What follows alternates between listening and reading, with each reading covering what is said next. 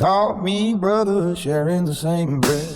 Now they count the prize to see me dead. Police arrest people based on probable cause, okay? They find probable cause, they can arrest person, but we have to prosecute people based on proof beyond a reasonable doubt. That's a higher standard. So they have to make a lot of times very instantaneous decisions based on the circumstances they see. We get a chance to sit back and look at them, and we get a chance to apply the law and the facts and determine whether or not they made a good arrest, they made an arrest but the charges are wrong, or there's not enough case to go forward.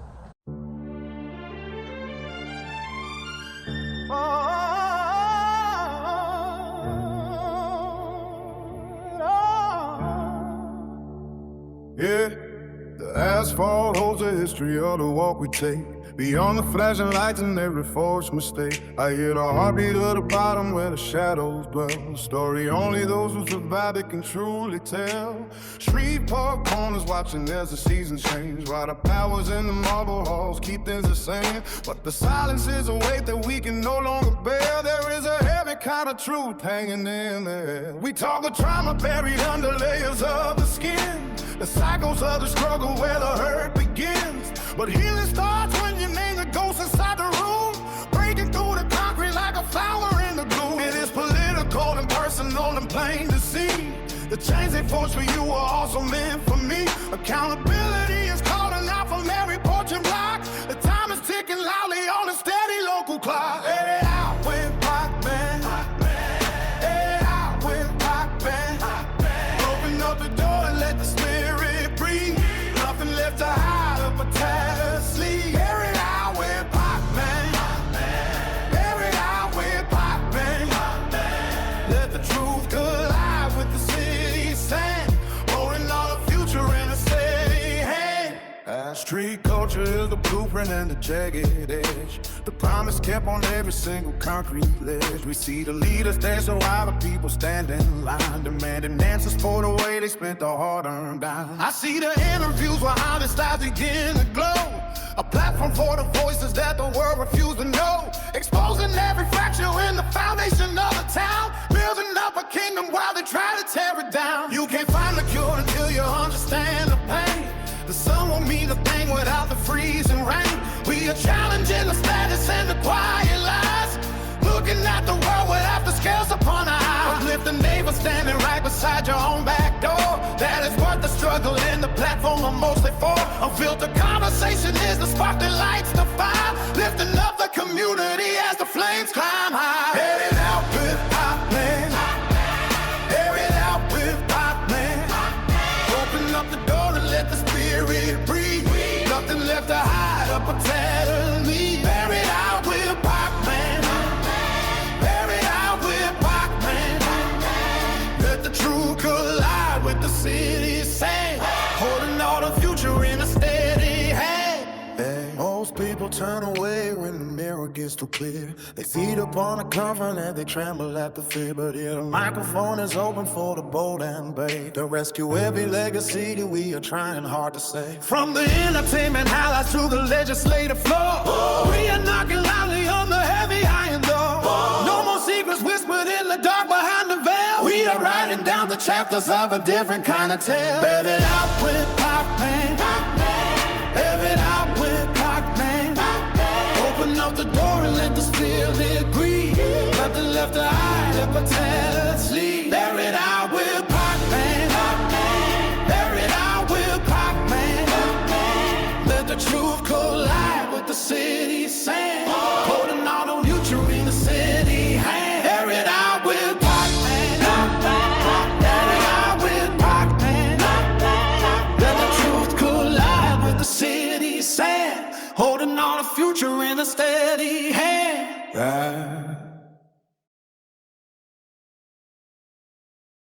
It's your boy Pac Man, the hood's voice box, you know what I'm talking about. And we got another episode of Air It Out with Pac Man. And this time we're gonna be going into our special episodes that we call Politics with Pac Man. So sitting next to me is a very distinguished man who has gone through the ranks to get to a position that holds a lot of praise and things of otherwise. It's a very criticized position, but it's a very necessary position. It's a position that keeps us safe as a community, as well as allow us to grow in times where that calls for. Do you care to introduce yourself to my audience? I'm James E. Stewart, Sr., the Caddo Parish District Attorney. All right. So let's just jump right into it. For someone who's watching who has never really understood your office, can you tell me, what does the District Attorney of Caddo Parish actually do day to day?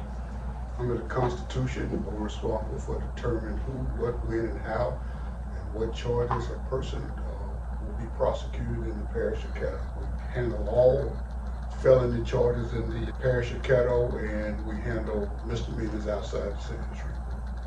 Okay. When people hear DA, they often think only about the trials and conviction.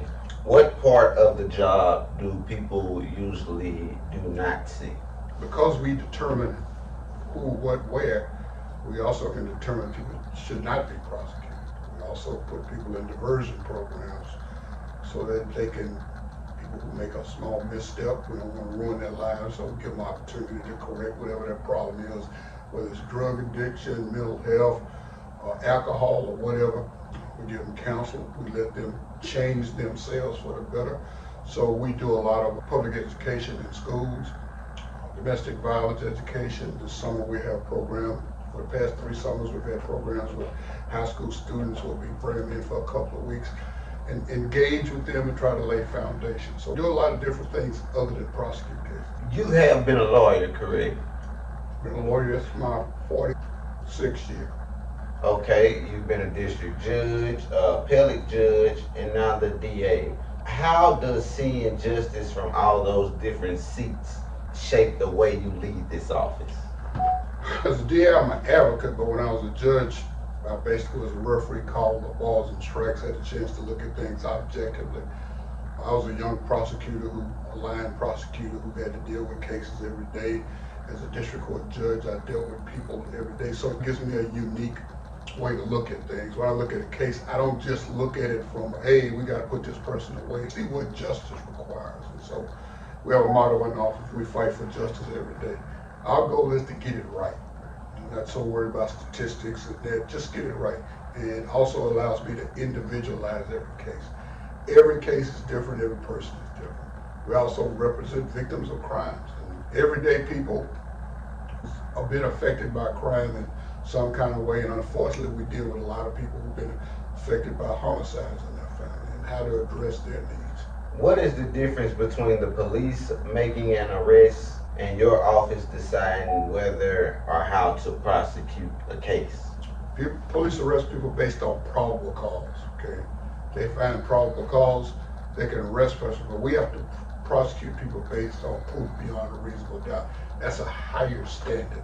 So they have to make a lot of times very instantaneous decisions based on the circumstances they see. We get a chance to sit back and look at them, and we get a chance to apply the law and the facts and determine whether or not, hey, they made a good arrest, they made an arrest, but the charges are wrong, or there's not enough case to go forward.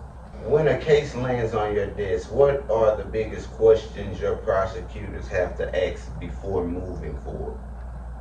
Every crime has elements. It can have 5 elements, 6 elements, 10 elements. That means elements is something we have to prove beyond a reasonable doubt. First thing we look to see what the elements are and whether or not there's evidence to prove those elements of the crime. If there are, we go forward. If not, then we have to look to see if there's another charge that fit the facts. If that's not the case, we have to look at dismissing those charges. How do you define justice in a case where the community wants accountability, the victim wants closure, and the defendant still has constitutional rights? In America, we have rules and regulations. We have ethics and professionalism. Our job is to look at it based on what we can prove, okay? And I understand this today of social media and everything. People have their ideas of what something is, but until we get it and we can actually prove every fact, That's what we look at it. When we get a case, we're looking at the courtroom. Can we go in the courtroom and convince a jury that the event happened? If we can't convince them, then we have a duty to look at that case different. So we can listen to the public, and that, but we really have to look at it from that standpoint. And we have real discussions with victims of crime. We are very honest with them. We tell them, hey, we can do this. Don't worry about it. We do it all the time. Or, hey, here's our problems. Here's what we want to do. For the last few years, Caddo Parish and Shreveport have had an intense conversation about violent crime. What role does the DA office play in reducing violence after an arrest has been made? Making sure those people are held accountable. Since 2000 homicides that we had to deal with, we've already dealt with 63% of those. And this year alone, we've got 5 convictions on homicides. 4 of those get life sentence. The other one faces 40. Also life sentence on aggravated rape. On all those violent crimes, we're very serious about that. We go beyond the norm, and that's why we try more cases pound for pound in any parish in this state. We go into schools, try to get young people to understand you can't use guns to resolve your issues. Okay? You take a life, you're gonna give a life. We're gonna take your freedom from you. You're gonna give it up. When they find you and put in jail, we're gonna use the law, but we're not sympathetic to you just absolutely deciding you just want to shoot somebody just because. And especially in situations that are just totally unnecessary. Try to get high school kids to understand that you want to have a gun, but the problem is when you have a gun, you're gonna want to use it. And you use it in the wrong circumstances, you will pay the consequences. Yeah, it kind of changed your bravado, how you go about yourself when you carry that gun on you. Absolutely. When you would walk away because you don't have it, then you have it, and you figure I can, stand up to myself. And first time somebody said something wrong, the gun's pulled. We've had fights where somebody losing the fight, and somebody decides to go get a gun and pull the gun and start shooting. It's because they was losing the fight. And you take somebody's life, only God can give a life. So we take it from that standpoint. Take a life, you give up your life. Makes sense. What kind of cases receive the most urgent attention from your office? Probably domestic violence cases, similar because you have to react to those cases very quickly. We work with the first responders, police department, sheriff's department, and try to get as much information as possible because generally you're talking about a situation where people have a relationship. At some point it was a loving relationship. Now it's going haywire. A lot of times you have children involved, and a lot of people involved. So we want to get to the bottom of the line as quickly as possible, both to help the family unit itself, but to make sure that victim can survive through the process and then go on with their life. When your office prosecutes a homicide, shooting, armed robbery, domestic violence case, what does the public need to understand about the level of work behind the prosecution? There's a lot of man and woman hours that are put in. Those cases are very complicated. One of my favorite shows is FBI. I used to watch Law and Order.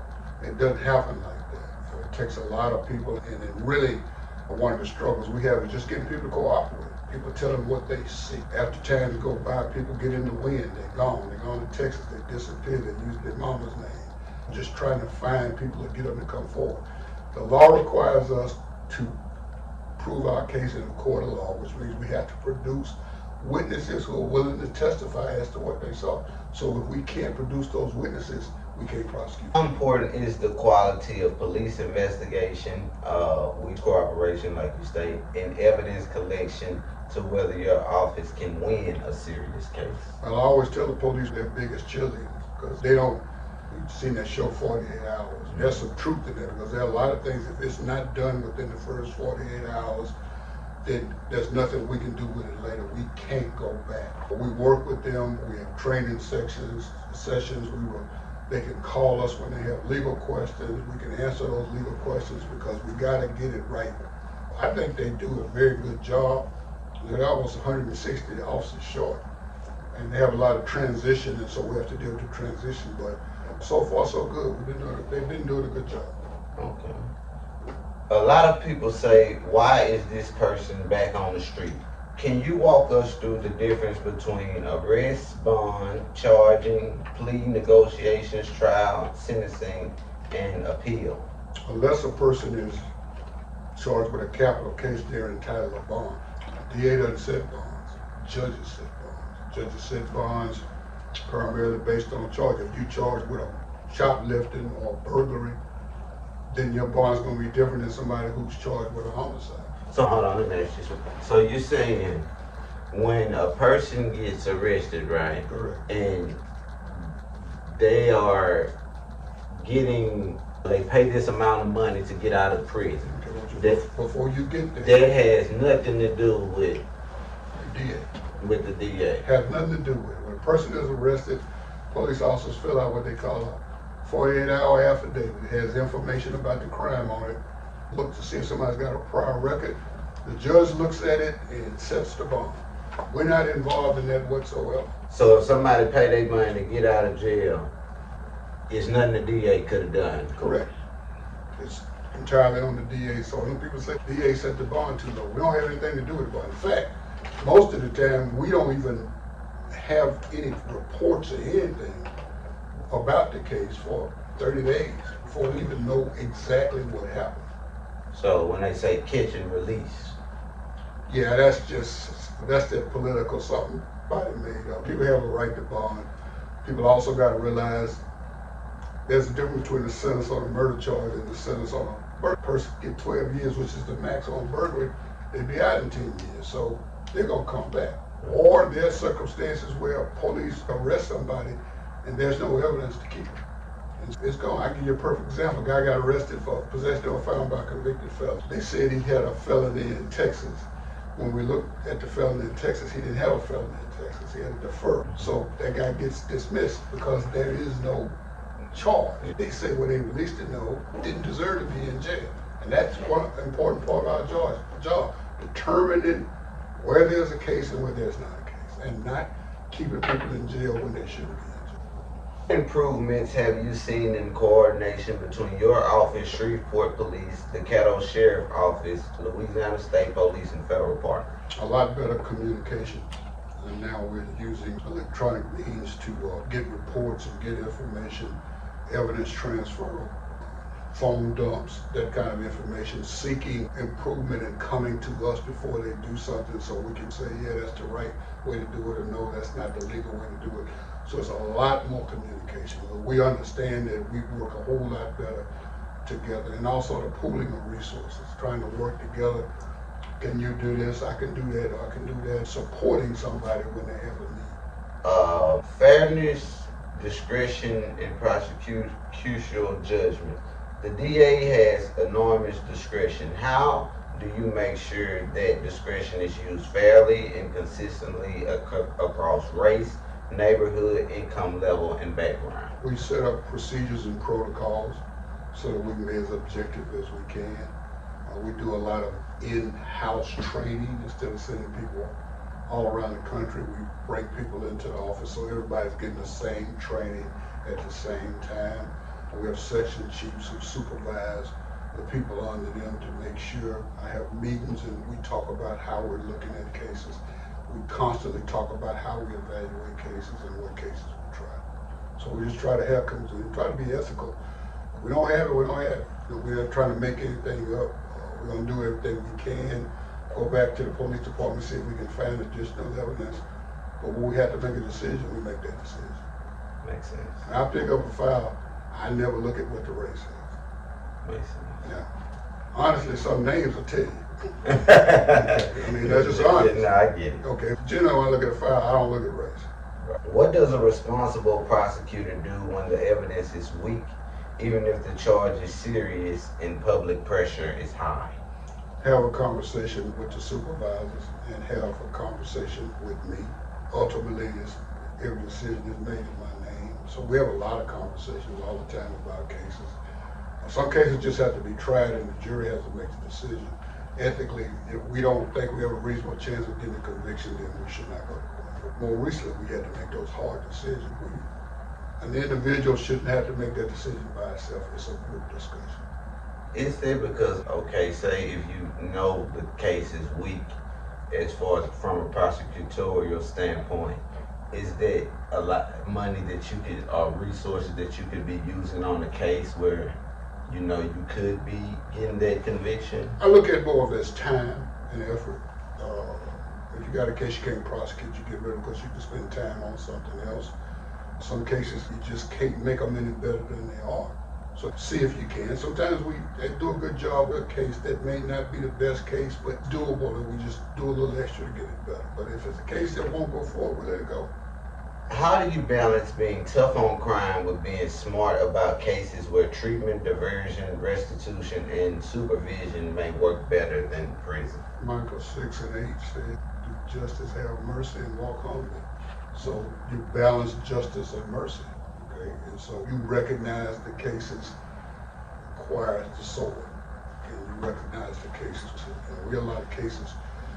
Get a lot of young people, they have non-violent cases, DWIs, possession of drugs, and some cases like that, and they still have a future. So you want to put them in a situation where they can address whatever demon they have, and then get rid of that demon and go on and have prosperous life. That's what we have with diversion. And they have probation on some cases. Some people deserve a second chance, and so if we can recommend them to have a probated sentence, we will. Some cases, hey, no, it's got to go to trial, or they got to plead and go to jail. What is your plea agreements, and how do you explain to the public why some cases are resolved without a trial? 365 days in a year, okay? We might have 10,000 cases. You can't, if you could try a case today, you still couldn't try. Plea, whatever I don't call it plea bargaining, adequate plea, and adequate sentence cases. The law tells you everybody doesn't get the maximum sentence on a case. Sometimes evidence determines whether or not, what it is, and so that's part of the job. I would tell you that every DA's office and every prosecutor's office in the country have to take pleas. That's the way the system works, and it allows you to go forward. In any case concerning the homicide or rape or anything like that, the victims are right along with us. We have conversations with them. We let them know what we're looking at. We let them know what we think we can get, and actually give them a voice in making that determination. So, in homicides, rapes, the victims. In other cases, now, and not in every case, but all the most serious cases, we have those conversations. When the assistant comes to me and talk about a homicide, part of the conversation is, okay, did you talk to the victims? Did you explain it to them? Yes, what was their opinion of it? Most of the time, they understand. What internal checks exist inside your office to make sure prosecutors are making sound ethical decisions? Everybody has a supervisor, all the way up to me. There's checks and balances. Certain cases, assistants can't make decisions unless somebody else signs off on it. That's the biggest check and balance. We have 5 criminal sections with homicide screening, appeals, diversion, special victims units, juvenile, child support. We have all these different divisions, but within those divisions, there are people who check and look that you go to. And then you have the first assistant who's on the trial sections. They can go to her, or homicides and rapes. I haven't found a way. What do you want your young prosecutors in your office to understand about power, humility, and fairness? It's not about power. It's about getting it right, having a procedure, protocol, and how you evaluate the case, watching other people and how they do it to learn where the norms are, learning where your judge is, and most important, don't think it's all on you. If you don't understand something, go and ask and talk to somebody. So we do a lot of that in the office, cross-training. You can go to somebody who's similar situated and run that by them. Communication is the key. The offense is back to communication. Communication. We talk about walk it out, we talk about talk it out. Right. How does team court work, and what kind of young person is it designed to help? Team court is in juvenile court, and it's actually designed to help people who, it's not a serious choice, but it's one step in the wrong direction. And it allows teens a lot of time to be able to make decisions about other teens, that way educating themselves about certain circumstances so they stay out of those circumstances. You have supported youth initiatives like Summer Leadership Camp, Academy for Youth, and partnerships with the Caddo Sheriff's Office for Youth programs.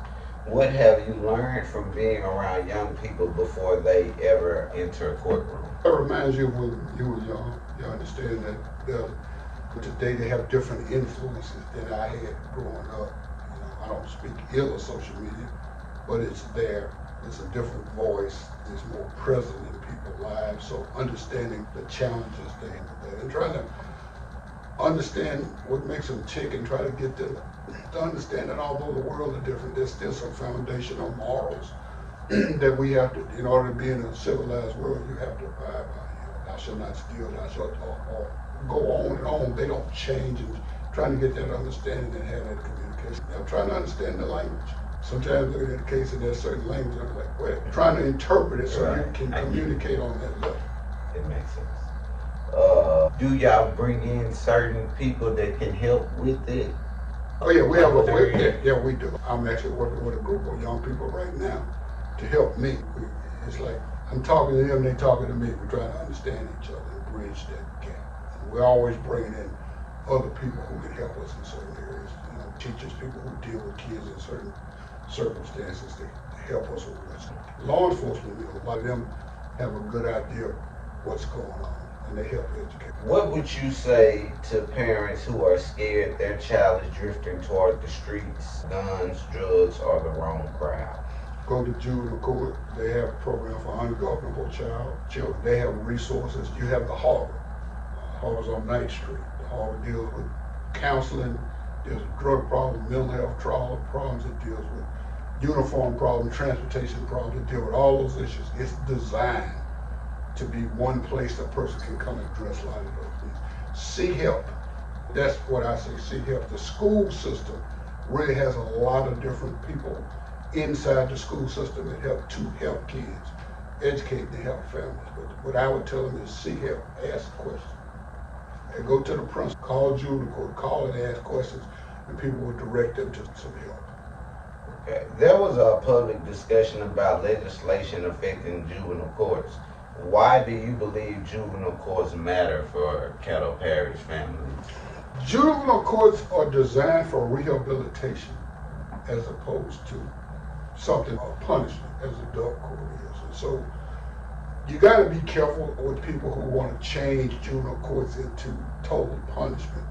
Obviously, there are also concerns. A lot of young people who commit certain crimes, we bring them to adult court because they prove. But you can rehabilitate, and they do a good job of trying to rehabilitate and turn kids around before they get to be adults. We can catch them early, turn them around. That's one case we won't have. How does your office, what does your office do for victims and families after the cameras leave and the court process starts moving slowly?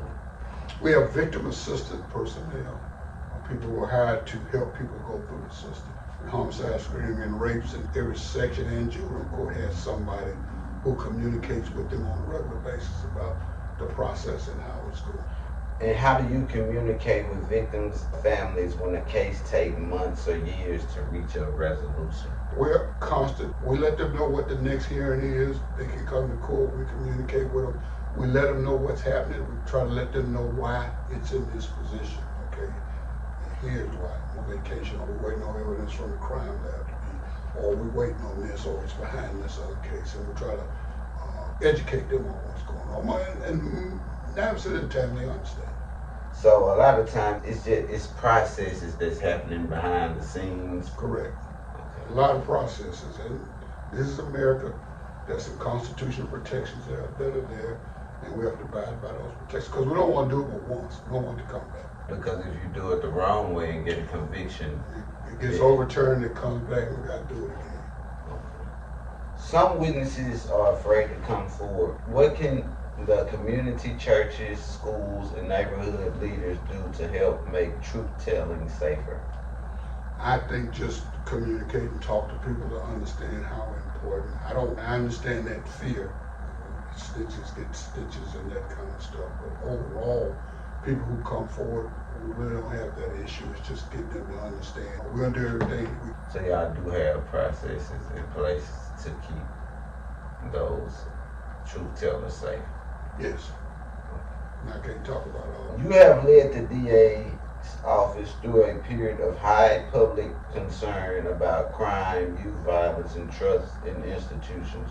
what are you most proud of from the last 3 to 4 years? And when your time as district attorney is eventually judged, what do you want people to say you stood for? I'm going to take it back. I stand for justice. I stand for old-fashioned biblical justice and treat people the way they can be treated. That's what I stand for. I think I'm proud of the fact that once we got the right people in place and some elected officials, that we've been able to work together, and Shreveport is no longer in the top 10 most dangerous cities in the state. We're not any of those bad lists anymore in terms of crime.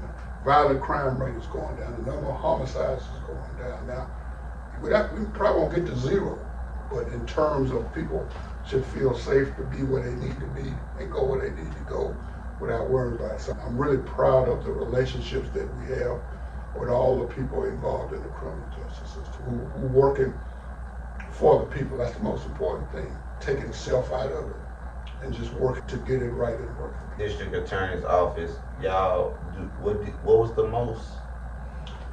If you take the size of our office and you measure it toward the work we produce, pound for pound, we're one of the top 2 DA's offices in the state. Like they say, Floyd Mayweather is the best because pound for pound, even though he's not the heavyweight, it's just a record. Our production rate takes us as high as people who have a lot more resources, a lot more prosecutors, judges, and all that. We still operate on the same level that they operate. And I would just, I would want to applaud you because although I have my belief system about the amount of people going to jail, I've actually sat in those courtrooms and I've seen the level of fairness that has been used throughout many cases with many people, and it is real. If I dare anybody to go sit in those courtrooms at times, that the level of fairness is there. If it's a heinous crime, you can expect that result to reflect. If it's somebody they got caught with a little weed or something in their pocket or something, the results reflect. I'm just being honest. Most of the people who complain about it, they've never been involved, never watched anything. They take facts and twist them for their own political effect and all that. But overall, because we play the long game, not the short game, overall, we want to be very consistent in our approach and we want to treat people the right way. And I want to thank you for coming out. You are running for a re-election. I am. Okay, where can we go to donate, and what do we need to do to support? And we have a website, re-election for DA. We have a Instagram, we have a Facebook, and we have a website. Re-elect James Stewart for DA. All that information is there. Who wants to help? If you don't have any money, if you got a voice and you know how to talk to people to go vote, that's what we do. All right.